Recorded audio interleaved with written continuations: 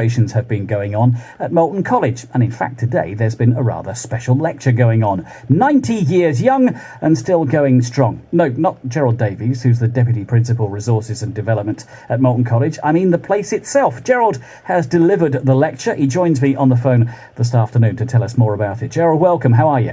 Very well, thank you. Good afternoon. Good, and thanks for joining us. How did the lecture go? Yes, very good indeed. Yes, a lot of interest from past students, past employees, and people that are generally associated with the college in some way. Now, Moulton College has been known by people who are in Northamptonshire for a very, very long time, 90 years to be precise. But how did Moulton College get started in the first place? Why do we have it?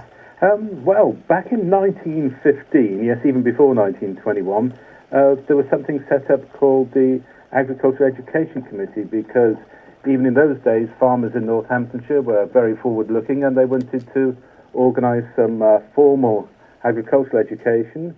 And as a result of the formation of that committee, they bought some land and established the college in 1921. So from from tiny acorns, mighty oaks grow. What about the process of development, obviously post-World War I into World War II? Putting a college together, if you haven't got multiple and ongoing bequests, is an expensive thing. How did the college fund itself and develop into what it is today? I think even in those days, the college was based upon a philosophy of helping itself, really. And it ran commercial farms and used those farms to finance the education even then. How big is it in terms of the market for agricultural college? I mean, I suppose if you're interested in agriculture itself, Cirencester is the place that immediately springs to mind. But Moulton's got its own reputation as well. Moulton has its own reputation as well. The Royal Agricultural College is slightly older, but certainly in the years immediately post-war, Moulton actually rivaled the Royal Agricultural College in terms of the strength of its alumni. Is that the case? Yes, it's a little-known case, but that is certainly the case. Equally, what about numbers? I mean, student-wise, there's got to be a point at which you reach critical mass, I suppose. There's equally an extent to which you can grow and no further. Where does Moulton rank in those terms? In those terms, Moulton is currently probably second or third largest agricultural college in the country. But of course, we're not an agricultural college anymore. We've diversified enormously, and one of the things I've been looking at is how the college has changed, certainly since around 1989. Up until that time, the college was largely an agricultural college, but at that time it began to diversify into other things, initially horticulture, equine, then animal welfare, all of things which you might think are land-based anyway. But then in 1993, 94 into construction, which is now an enormous part of our work, and then more latterly into sport, which is now probably one of the largest areas of work that the college is involved in. That diversification, I suppose, protects the college from being too niche market, and therefore from a revenue point of view it protects itself as a result. Equally, the college it's always embraced technology, and certainly in equine studies you've got some real cutting edge equipment there, haven't you?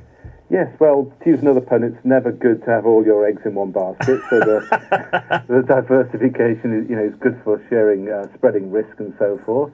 And in another one of our philosophies has been to always have the very best of resources compared to our competitors, and particularly in equine and equine therapy especially, we have some fantastic resources, swimming pools for horses, treadmills for horses, we've got a spa and a solarium for horses.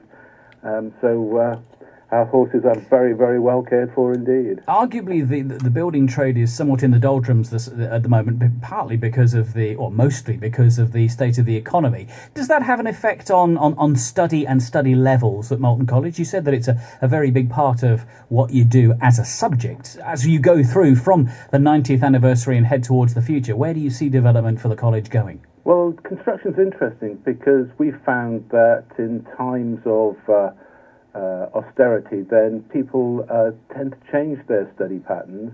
And what's really happening in construction is that we see a growth in full-time numbers and a reduction in part-time numbers. And I think it makes people more conscious of the need to be well qualified so that they're well positioned when the economy starts to grow again. So if you were to summarise where Moulton College is now, as distinct from where it was post-World War I when it first opened its doors, and allowing for the fact that it rivaled Cirencester, and I'm tickled pink by that bit, I have to say, where do you think and how far do you think Moulton College has come so far as you head towards, well, your centenary? Well, let me just say I've worked in both organisations, both at the Royal Agricultural College and at Moulton, so I feel well placed to comment on that. And I think at the moment we're absolutely well placed in terms of our position in the marketplace. All the inspections that we've had where we've been rated outstanding across the board give people a great deal of confidence in terms of choosing Moulton as a venue at which to study.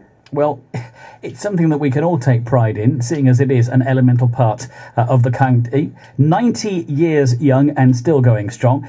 Deputy Principal for Resources and Development at Moulton College, Gerald Davies, who's gone and given the lecture of 90 years history in Moulton College. Is that going to become a paper? Is it going to be published online somewhere, Gerald? I think I might have my arm twisted by some of my colleagues to make that available, and Zoe Mallard, our alumni officer, will be, I'm sure, making it available in the near future. Why am I not surprised to hear that? Fantastic. Gerald, thanks for coming on the show today, and I appreciate that, seeing as you've just gone and done the lecture yourself. Good to have you on. Thank you very much indeed. Gerald Davies from Moulton College. We wish them the very best. The next 10 years, up to the centenary, who knows where Moulton College will go.